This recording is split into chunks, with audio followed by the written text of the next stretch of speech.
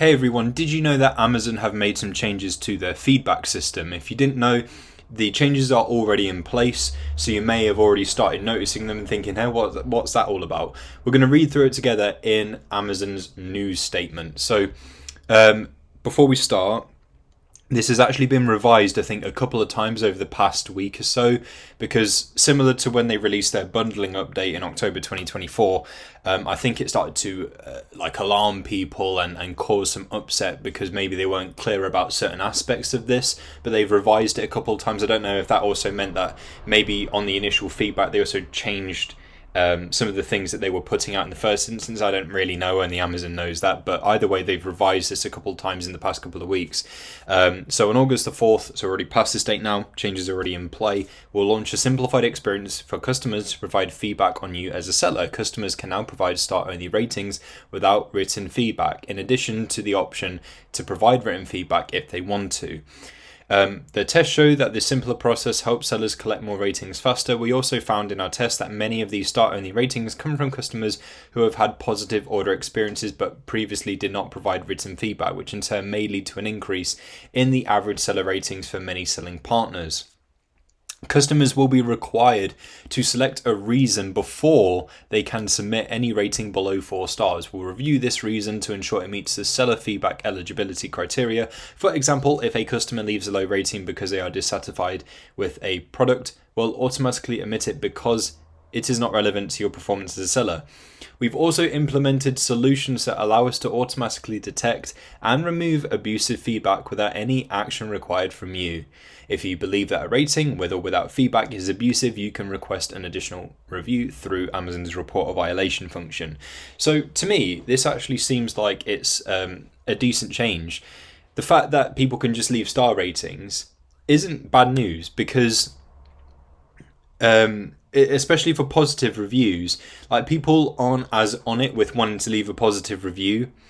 When it's a negative review, like people are really quick to like let you know, and they want to broadcast it out there as soon as they can, and it's sort of like shoot first, ask questions later. But with positive feedback, unfortunately, the people that are wanting to leave that, they just don't really think of it. If they get it and everything is okay, there's not as many people anymore that will think, oh yeah, I'll leave some positive feedback. And I guess part of the reasoning for that is because of what exactly they have to do. So like with feedback things, they are likely used to say eBay, where it like wants you to actually write a few things in a couple of boxes, and it's just like, do I really need to jump through all of these hoops just to leave a bit of feedback? So it kind of puts people off. So what I think Amazon have done there isn't actually like, it's quite, I would say that's quite positive. And it also means that it, as they say, it's probably easier for you to get some ratings. If all people have to do is just tap a star, one tap, I can see why people will be a bit more inclined to do that. And, you know, maybe whilst they're there, they think, oh, you know what, this is pretty easy. I've got the box here to type something. I might do that as well. So to me, it seems like it's very encouraging for a customer, and hopefully, you know, you will start to see an increase in people that are wanting to do that. And this is very, very good news, I would say, for you if you are new to selling on Amazon, because part of the way that you're going to increase your chances of winning the buy box is if you can build up your ratings, your feedback, and especially if it's positive. So the fact that this is now a bit easier for people and people might feel a bit more inclined to do so, I would say that's pretty good. And also, I really like what they are doing here. So customers will be required to select a reason before they can submit any rating below 4 stars.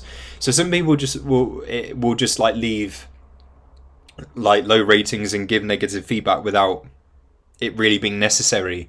And this sort of seems like a bit of a barrier to do that. So this extra hoop for them to leave some negative feedback may put a load of people off from doing it. And of course, those that are actually going to go ahead and do it are probably had an actual negative experience, and they'll have to give a solid reason for that.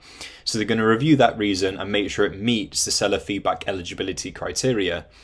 And the fact that they're going to just remove things automatically before it gets in there and maybe does a bit of damage in the first instance, the fact that they're going to be looking out for these things and policing it a little bit more, I think is a good thing. And to automatically detect and remove abusive feedback, again, it just seems like a no-brainer to me. It seems like these changes are for the better. And you know, I think this bit is my favorite bit of it all. So those are the changes that have happened with the Amazon feedback system. Hopefully, you know, you've started noticing it and hopefully feeling some positive effects from it. If not at this point because it's brand new, hopefully not too far down the line. Hope this helps. Thank you for watching.